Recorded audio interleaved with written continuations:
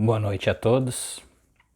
Estamos na sexta-feira, dia 14 de abril de 2023. Então nós vamos continuar aqui os estudos do Tao. Estamos na página aí 355 do livro.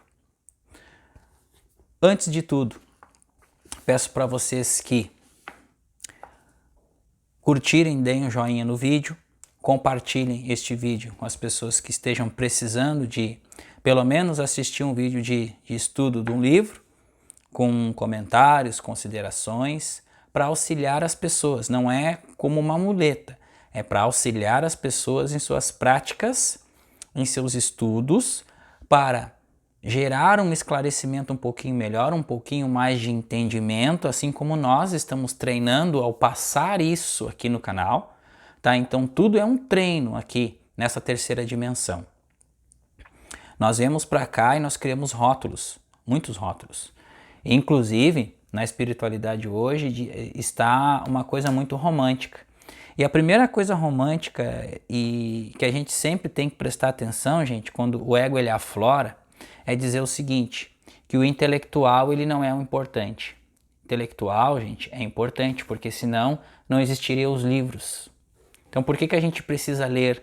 Por que a gente precisa estudar? Para entender, ou seja, trazer à tona aquilo que a gente já sabe da verdade, ok? Só que essa verdade está implícita dentro de nós. Nós vamos despertar o mestre interior de cada um de nós, o ser.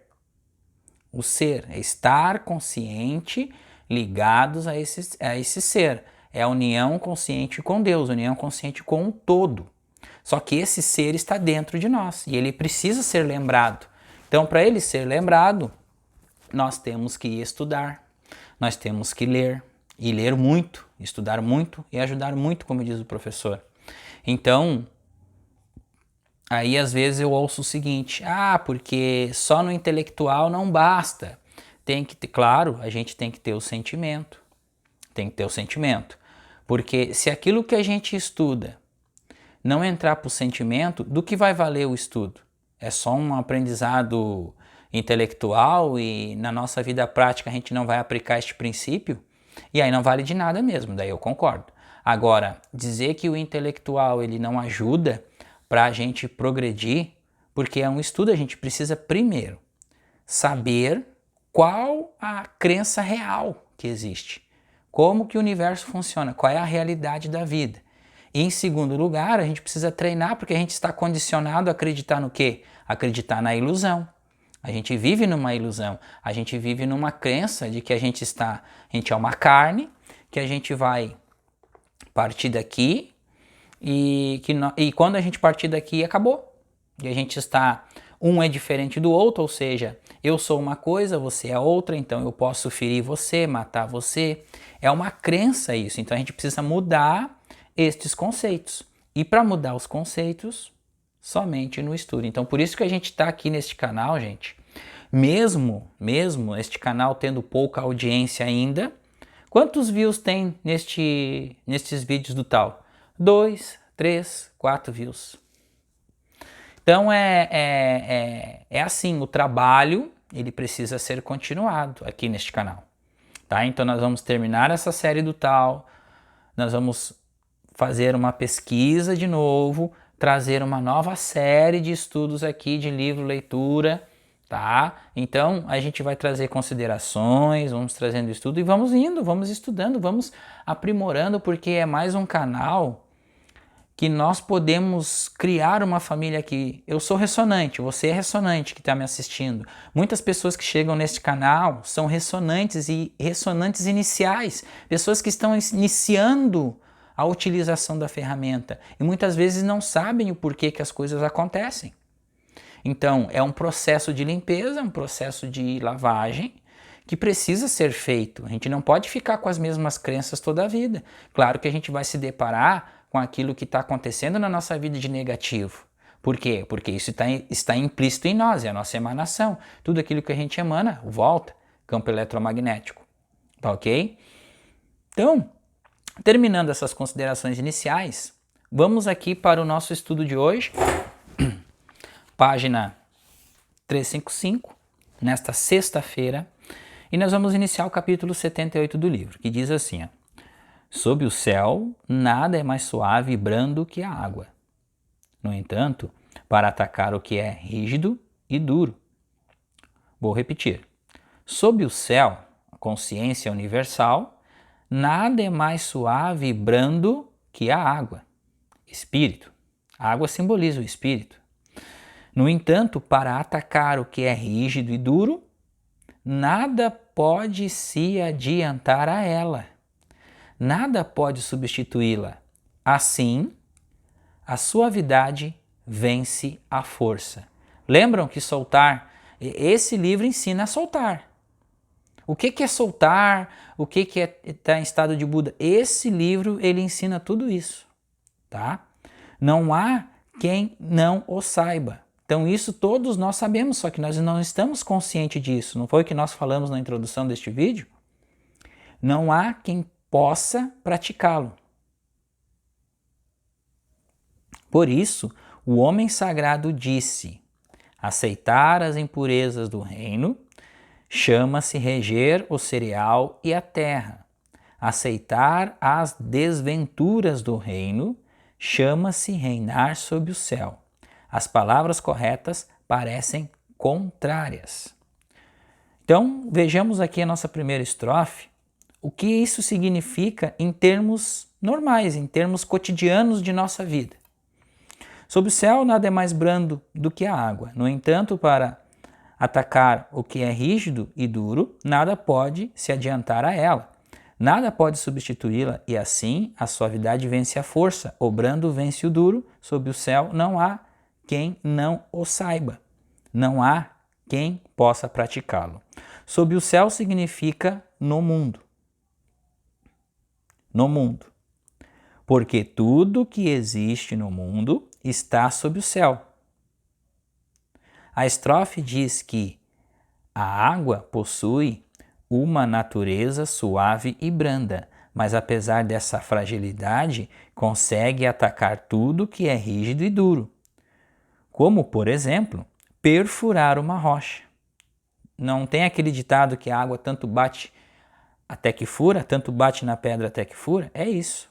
Por isso, nada é mais suave e brando do que a água no mundo. Mas não há o que possa substituí-la para diluir naturalmente o que é rígido e duro. Não existe substituição da água. Não existe nada que possa substituir a água. Já notaram isso? Não existe nada mais poderoso do que a água. A água, se ela não puder passar por um caminho, ela cria outro. Mas o destino dela é se encontrar com o oceano. Olha que metáfora interessante para nós pensarmos, hein? Um rio, ele sai de sua nascente e se encontra com o oceano. Custe o que custar, pode levar o tempo que levar, o destino final dele é se encontrar com o oceano.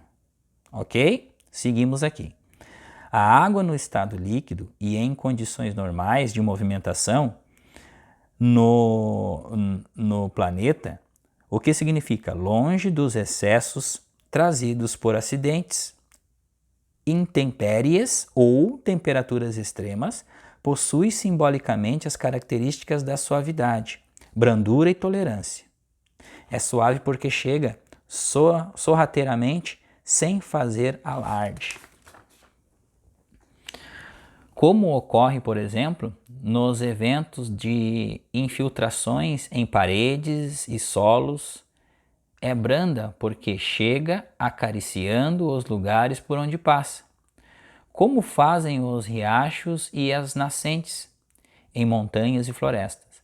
E é tolerante porque abraça todos os seres e aceita em seus leitos todas as possibilidades de vida do planeta, tanto as manifestações puras e límpidas, como as pedras, a flora e os animais aquáticos. 5 elementos. Quanto às impurezas contidas em lixos e esgotos. E finalmente, pela teoria dos 5 elementos, a água representa a virtude da sabedoria, que pode ser revelar como qualidade da suavidade e da brandura, que consegue dominar a rigidez de bloqueios e obstáculos. poema ensina então que compreender a natureza da água e seguir seu exemplo é o caminho que uma pessoa precisa adotar para cumprir o seu destino, praticando a virtude da sabedoria da interação com os outros seres, na sua vida interior, sentimento e emocional. Assim, sempre encontrará uma forma de contornar as dificuldades que se interpõem entre o peso de sua rotina diária, dos seus costumes e dos seus vícios, e as práticas místicas às quais se dedica, com o objetivo de alcançar a plenitude espiritual. Não há quem não saiba desta condição de sabedoria da água, que consegue, através da suavidade e da brandura, vencer a força e o duro. Mas, apesar deste conhecimento ser compartilhado por toda a humanidade, Lao Tse diz que não há também quem consiga praticar uma vida seguindo este exemplo. Significa uma indicação para os seguidores do Tao, no sentido de aprenderem, com a água, a adotar a humildade de se colocarem no mundo como suaves e brandos, diante de todos os seres, para conseguirem vencer a rigidez na vida. Vamos lá.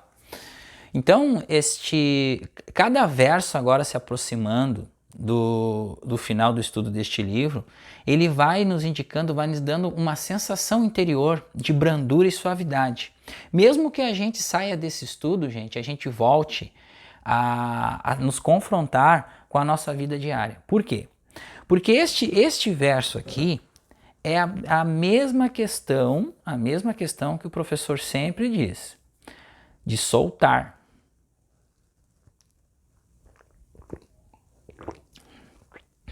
De estar no mundo e não ser do mundo. De fazer o que você precisa fazer aqui sem intencionar resultados. Lembram que o professor sempre fala da intenção?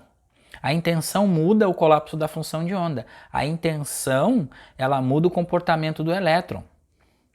Então, a intenção, tem experimentos que os físicos falam que eles nem chegaram a realizar o experimento e o elétron já sabia o que eles iam fazer, por pura intenção. Então, a intenção do observador colapsa já a função de onda instantaneamente. Por quê? Porque aquilo que a gente está sentindo, aquilo que a gente está intencionando, está sentindo, está criando aquela realidade. Então é muito importante nós levarmos como reflexão nessa sexta-feira à noite que tudo aquilo que a gente vivenciou na sexta-feira, por exemplo, tá? É o dia nacional, é o dia nacional das comemorações. Chegou sexta-feira e aí vem o final de semana. Mas, e aí, qual é o nosso sentimento sexta-feira, alegria? Qual é o nosso sentimento domingo à noite? Se eu estou falando do cotidiano normal, da vida cotidiana do ser humano. O que ele pensa domingo à noite, que é início da semana, que já é início da semana, até domingo à tarde está de um jeito. Passou domingo à tarde, chegou domingo à noite, está de outro. Vê que não estamos oscilando de frequência aí? Estamos oscilando de frequência. Pô, chegou domingo, bom, lá vem segunda-feira, vou ter que enfrentar lá, e daí você baixa a frequência, então você está com rigidez na vida. Então, para a gente viver na fluidez divina, ou seja, ser brando como a água, a gente precisa fluir na harmonia. Segunda-feira é um dia divino, abençoado, ficar alegre porque a gente está trabalhando, ficar alegre porque a gente tem que cumprir o nosso propósito todos os dias, estudar, meditar, trabalhar, seguir nossa vida normal e pararmos de reclamar, pararmos de nos queixar. Isso serve para mim, serve para você, serve para todos nós que estamos neste caminho. E enquanto nós sentirmos algum estado emocional de reclamação e uma queda de frequência, a gente está ainda oscilando. Pensem nisso, ok?